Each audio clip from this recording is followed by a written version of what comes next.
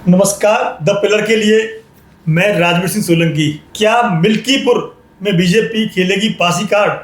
प्रतिष्ठा का सवाल बना हुआ है अयोध्या सीट बीजेपी के लिए। ऐसे ही यूपी उपचुनाव अयोध्या की हार का हिसाब सीएम योगी क्या मिल्कीपुर से पूरा कर पाएंगे? तीसरा सवाल, यूपी विधानसभा उपचुनाव 2024 क्या मिल्कीपुर में चुकता होगा अयोध्या की हार का हिसाब? ऐसे बहुत सारे प्रश्न हैं मिल्कीपुर को लेकर के।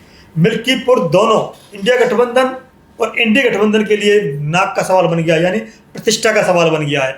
मिल्कीपुर वही अयोध्या की विधानसभा सीट है जहां के विधायक अयोध्या से लोकसभा जीते और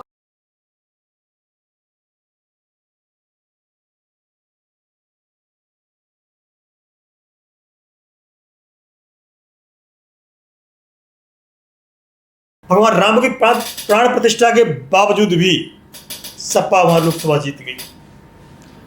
मिल्कीपुर उपचुनाव होना है विधानसभा का, वहां पर दोनों के लिए भयंकर टक्कर होने वाली है, घमासान टक्कर होने वाली है। प्रतिष्ठा का सवाल बना हुआ है मिल्कीपुर विधानसभा उपचुनाव।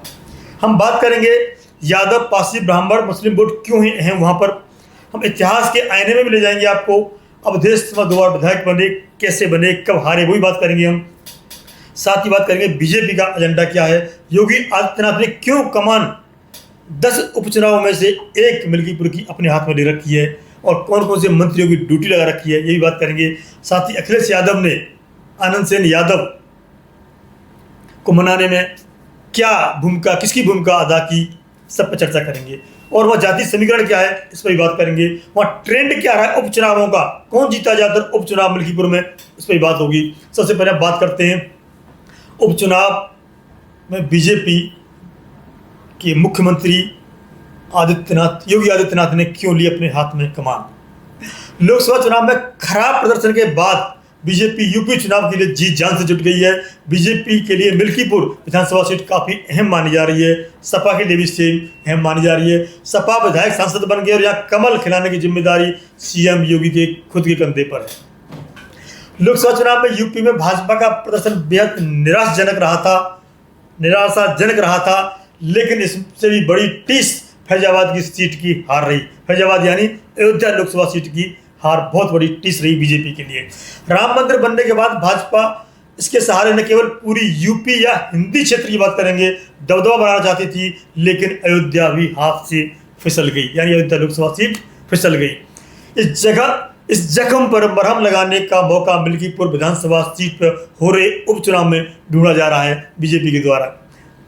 मिल्कीपुर से विधायक रहे अवधेश प्रसाद सांसद बन गए और सीट रिक्त हो गई है। भाजपा को तो राहत मिलेगी अगर ये सीट जीत जाती है तो। इतिहास की नज़रों में देखें तो मिल्कीपुर में अब तो 2 चुनावों में सपा ने बाजी मारी है, इस पर विशेष चर्चा करेंगे हम साथ ही बात करेंगे कि बीजेपी के लिए मिल्कीपुर में मैदान में क्या क्या संभावनाएं हैं। ये कहना तो मुश्किल कि मिल्कीपुर जीत सुनिश्चित करने का दबाव बीजेपी पर ज़्यादा, समाजवादी पार्टी पर कम है, क्योंकि दोनों पर ही बराबर है। सपा भी चाहिए इतिहास दोहराए, 2 बार उपचुनाव जीत चुकी है वो, लेकिन साफ तौर पर नजर आ रहा है कि मुख्यमंत्री योगी आदित्यनाथ ने अपनी कोशिशों में कोई कसर नहीं छोड़ी है। 3 बार विजिट कर चुके हैं, 2 बार वहाँ पर रैली भी कर चुके हैं। योगी आदित्यनाथ खुद कमाल संभाल रखी है, 4 मंत्रियों की ड्यूटी लगा रखी है। बहुत पहले यूपी की 10 सीटों में योगी आदित्यनाथ की तरफ से सुपर 30 मंत्रियों की ड्यूटी लगाई जा चुकी है।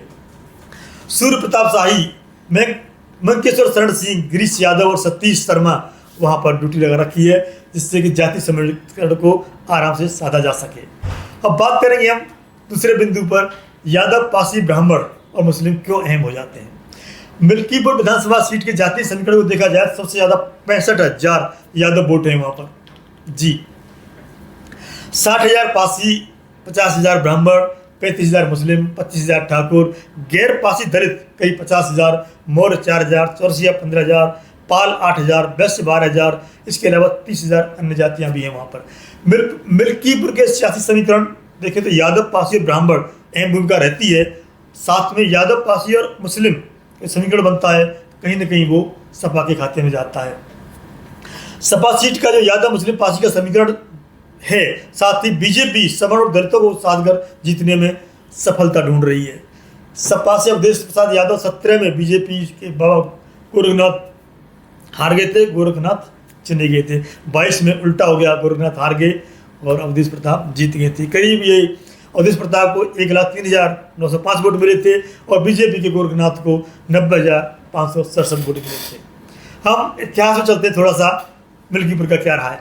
मिल्कीपुर विधानसभा 1967 के वजूद में आई थी। इसके बाद उपचुनाव में इसके बाद हुए चुनाव में कांग्रेस, जनसंघ, सीपीआई, बीजेपी, बसपा, सपा यहाँ से जीतने में कामयाब रही है। 4 बार लेफ्ट और 4 बार सपा यहाँ से जीत चुकी है। कांग्रेस 3 बार, बीजेपी 2 बार, जनसंघ, बसपा एक बार यहाँ पे जीत का स्वाद चख चुकी है।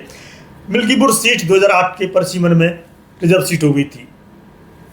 अवधेश प्रताप सिंह की बात करेंगे क्योंकि वहाँ से 2 बार विधायक रहे हैं और 1 बार हार भी गए थे और लोकसभा सांसद भी बन गए हैं। 2012 में अवधेश प्रताप 2022 में मिल्कीपुर से विधायक बने थे और 2024 में सपा से लोकसभा चुनाव लड़े फैजाबाद यानी अयोध्या से और वो जीत गए थे और वहाँ अवधेश प्रताप को 5,54,298 वोट मिले थे। बीजेपी के वर्तमान सांसद लल्लू सिंह को करीब वहाँ पर 4,99,722 वोट मिले।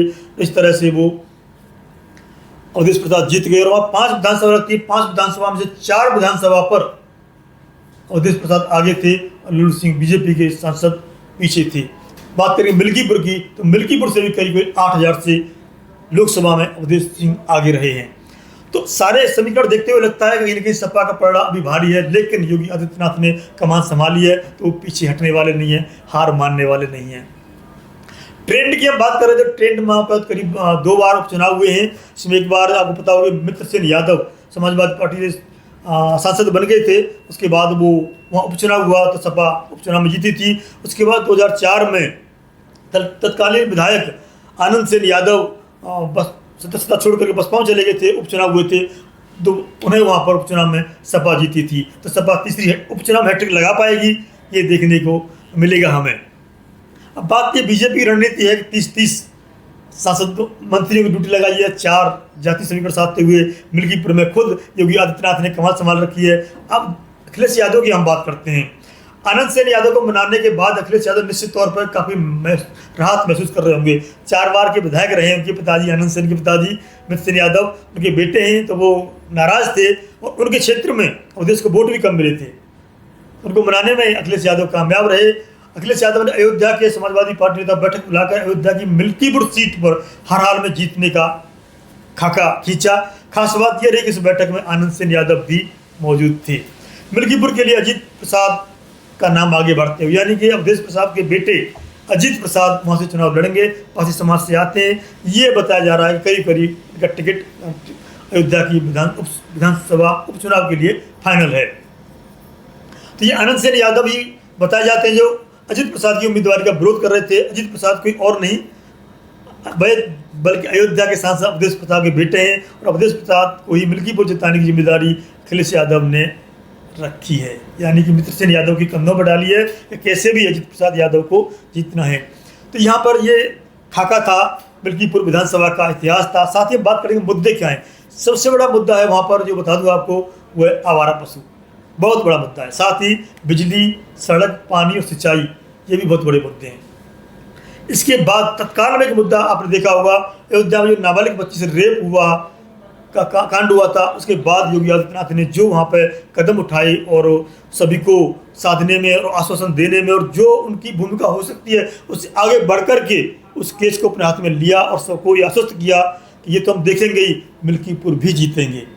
और ये बता दूंगा आपको, समाजवादी पार्टी 2 बार भले ही वहाँ से उपचुनाव जीत चुकी है, लेकिन रामपुर में जो वर्षवार में उपचुनाव हुआ था वो बीजेपी ने उपचुनाव जीते थे। दोनों अच्छी तरह पता होगी कैसे जीते थे, ये भी शायद पता होगी। तो समीकरण बदल चुके हैं। योगी आदित्यनाथ की प्रतिष्ठा का सवाल है जितना अवधेश प्रसाद और अखिलेश यादव की प्रतिष्ठा का सवाल है, यानी कि इंडिया गठबंधन की प्रतिष्ठा का सवाल है, उससे कहीं ज़्यादा योगी आदित्यनाथ की या एनडीए गठबंधन की प्रतिष्ठा का सवाल है मिल्कीपुर सीट जीतना। और देखना होगा कि यादव पासी ब्राह्मण का जो मुख्य वोट बैंक है वहाँ, बाकी छोटी भी जाती हैं उनकी वोट किधर जाते हैं और कौन वहाँ विजयी बनता है, ये आने वाला समय बताएगा। तो तब बने रहिए द पिलर के साथ। जय हिंद, जय भारत।